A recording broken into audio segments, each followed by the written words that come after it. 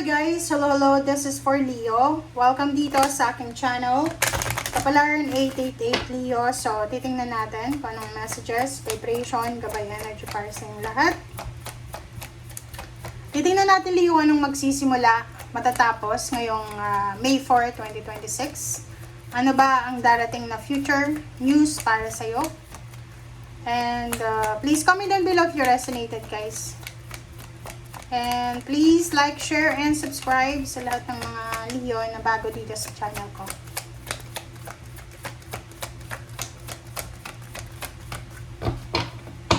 Alright, so walang lumalabas sa inyo.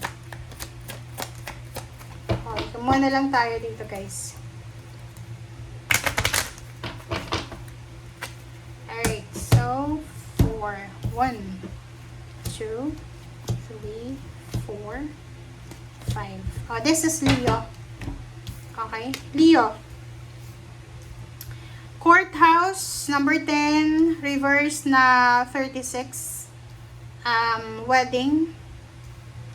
Okay.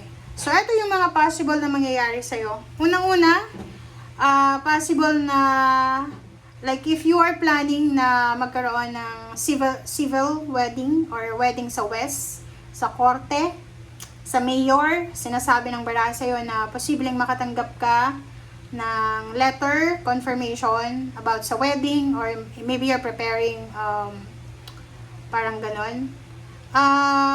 Another here, sinasabi ng baraha sa'yo na if you're planning, Leo, na mag-travel, simula ngayong May 4, if you're planning to travel by train, by car, or by plane, by bus, sinasabi ng baraha sa'yo na pwedeng hindi siya matuloy. Pwedeng maantala, pwedeng ma-delay yung travel mo, pwedeng ma-postpone, pwede din na ma-delay yung wedding mo. So, halimbawa lang ha, if it's, this is just message para sa inyo. Isang travel ang posibleng ma-delay, travel na pwedeng papunta ka sa wedding, travel dahil papunta ka doon sa relatives mo na may sakit, or travel na dahil may importante kang papeles na asikasuhin. So, pwedeng hindi yan matuloy sa ngayon. Okay? Alright, so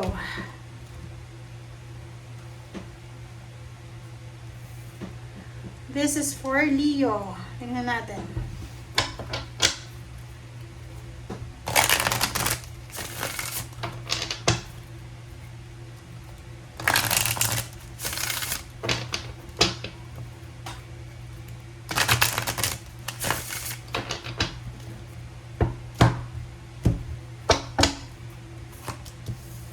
Alright, so door to spirit, happy family, and hostilities, and angel of strength. Okay.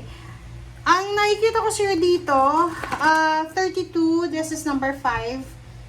If ever lang, Leon, na namumroblema ka ngayon, so may mga problema ka siguro na kinakaharap sa ngayon, sinasabi ng baraha sa'yo na huwag kang masyadong mag-alala. Okay, huwag kang masyadong mag-alala, you need to pray, you need to meditate, you need to talk to your spiritual helpers and guide na sana tulungan ka nila sa kung ano man ang mga pinagdadaanan mo sa ngayon.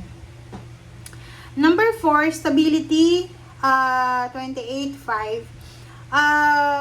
Leo, if ever lang ha, eto yung if ever lang, hindi naman lahat makaka-resonate. Halimbawa lang, merong isang tao na pwedeng maging dahilan para masira ang pamilya mo. Okay? Pwedeng halimbawa, if ever lang, simula ngayong May 4, magkaroon kayo ng away, gulo sa loob ng family, pwedeng hiwalayan, or pwedeng magkakaaway yung siblings, yung parents, or relatives. Sinasabi ng baraha sa'yo dito na you need to be strong. You need to be strong, and you need to be courageous, and you need to fight for your right. You need to fight for your freedom, and you need to prioritize your well-being. Yun yung sinasabi ng baraha. Alright.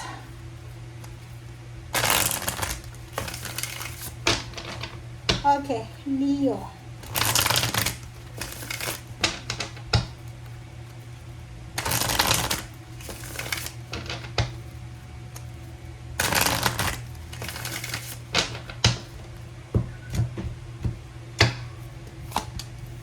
Okay, base chakra, throat chakra. Wow, this is victory and success, and this is financial and material changes. Okay. Leo, kung makikita mo dito, unahin natin tong financial and material changes. Yan na yan, oh, Five of Pentacles. Sinasabi ng bara sa'yo dito na whatever man daw na pinagdadaanan mong financial problems, whatever lang, ha? Hindi naman lahat kayo may problema sa pera. So, whatever lang na meron kang pinagdadaanan sa financial meron kang pinagdadaanan financial problems, nag-aalala ka. Nag-aalala ka na baka magbago yung takbo ng finances mo. Sinasabi ng bara sa'yo, huwag kang matakot. Okay, huwag kang matakot kasi there's a number 1, there's a number 5, and there's a victory in success. So, sinasabi ng bara sa'yo dito na may failures, may mistakes, may mga problema, may obstacles, challenges, pero you still have the opportunity na magsimula. Kasi nga, di ba, every day is a blessing. May bumabagsak, may nananalo, may natatalo, but the base is here. Ang base ay ikaw, di ba? So, hanggat buhay ka, hanggat breathing ka, you have the opportunity na ipagpatuloy kung ano man yan na naudlot or magsimula ulit na mangarap. So, wala kang dapat na alalahanin, Leo. Okay? Hindi man yan matuloy na plano mo, okay lang yan. Number 5, throat chakra. Sinasabi ng bara sa'yo dito na kailangan mong, yun nga, ipaglaban mo. Like sa family dito, halimbawa may kapamilya ka na parang tinitrigger yung emotion mo, may kapamilya ka na ginikipit kayo financially. Sinasabi ng throat chakra dito na kailangan mong ipaglaban ang karapatan mo. Kailangan mong ipaglaban ang katotohanan. Okay? Victory and success. Sinasabi ng baraha sa'yo, financial problems, family problems, ano pa ba, mga bagay-bagay yan na nagiging obstacles and challenges sa buhay mo, lahat yan mapagtatagumpayan mo. Okay? So, halimbawa ngayon, habang nanonood ka, pinanghihinaan ka ng loob na parang sinasabi mo, naku, walang kwenta naman yung ganyan, mga message ganyan, pero wala namang nangyayari. So, yung message na to, sinasabi sa'yo na base chakra is ikaw. Okay? Take care of your well-being. Ikaw yung importante. Ikaw yung importanteng subject dito. Ikaw yung, kumbaga, importanteng individual sa reading na to. Na whatever man na mangyari sa ngayon, hanggat na nabubuhay ka, hanggat na may pangarap ka, mapagtatagumpayan mo lahat. Problema lang yan sa pera, kikitain mo yung pera. Ang importante dito yung health mo, your mind, your spirit. Okay? So yun, let's check the future.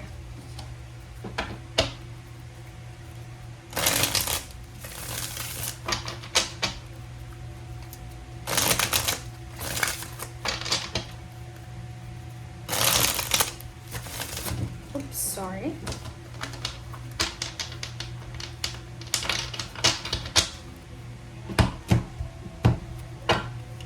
Okay. First card natin is Five of Swords, Page of Swords. This is air signs energy. This is news. This is information. Temperance, King of Wands, and Four of Cups. Okay. So, kung makikita mo dito, sinasabi ng bara sa'yo, Leo, na may in the future to, hindi ito sa ngayon, in the future, sa mga susunod na araw, buwan at taon. Sinasabi sa'yo dito na kung may mga bagay-bagay na hindi na nangyayari sa buhay mo, like may mga dreams and goals ka sa buhay na hindi nangyayari kahit anong gawin mo, sinasabi ng barahan na kailangan mong i-give up yan. It's either relationship, eto yung relationship na gusto mo, eto yung trabahong gusto mo, eto yung bansang gusto mo, pero kung talagang hindi para sa'yo, you need to give up. Okay? Kailangan mo nang ibabayan. Okay? Next is sa trabaho. Okay? Next sa trabaho. If nagtatrabaho ka sa ngayon, tapos parang pakiramdam mo outcast ka. 'Di ba? May ganun eh. Pakiramdam mo outcast ka, na parang feeling mo, wala kang makukuhang tulong galing sa mga tao sa paligid mo, sa dati mong, sa bagong mong katrabaho, or sa nauna na sa'yo. Sinasabi ng barahan na you need to be patient. Magpasensya ka daw. Ganun talagang buhay eh. Power tripping yan eh. Na, 'di ba? Halimbawa kung bago ka lang sa company, titingnan ka lang nila, 'di ba? Maswerte ka na kung yung mga superior mo or yung mga nauna na sa'yo ay i-guide ka nila. Pero kung pababayaan ka lang nila, sasabihin nila na, ay, ginagawa namin yun para matuto ka. Pero minsan, ayaw nila talaga na matuto ka ng diskarte nila para umalis ka agad. Kasi, matatakot ka, ganyan, ganito, may hirapan ka. So, ganun. Okay, yun. Okay, love life. Sa love life dito, sinasabi Leo na there's a possibility na makapag-asawa ka ng ibang lahi. Kasi magkaiba to eh. Diba? Pwedeng makapag-travel ka sa malayong lugar, international. And at the same time, pwedeng yung asawa mo is financially stable siya. Or posibleng, yung iba sa inyo dyan, depende yun. It's either makakapag-asawa ka ng ibang lahi, makakapunta ka ng ibang bansa, or siguro hindi ka na mag-aasawa, na magpapayaman ka na lang. Yun yung nakikita natin. Okay? So, thank you guys for watching and see you again. Bye!